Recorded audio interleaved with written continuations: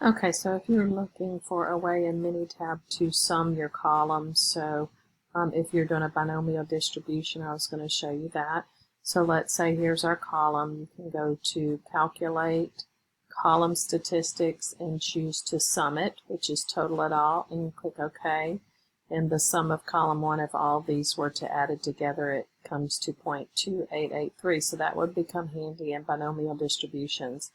However, sometimes we don't need to sum the whole column.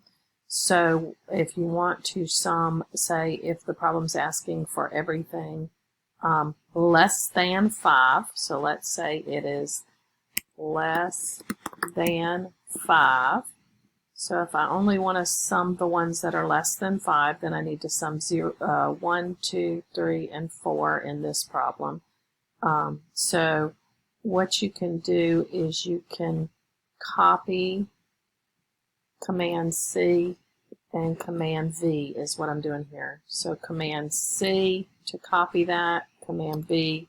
So I'm copying these over, Command C, those are the shortcuts, and Command V for paste.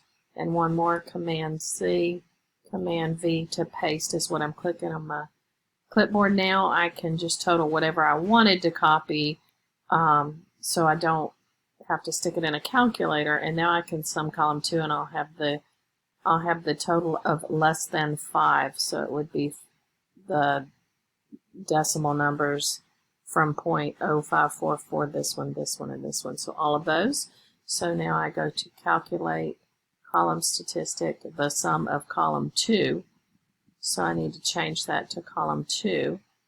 And click OK, and now we see that the sum of these 4 numbers that I copied and pasted, again I did Command C, Command V for Command C for copy, Command V for paste, to put the ones in column 2 that I wanted to sum, and now we see that the sum of column 2 is 0.0127. Thanks for watching.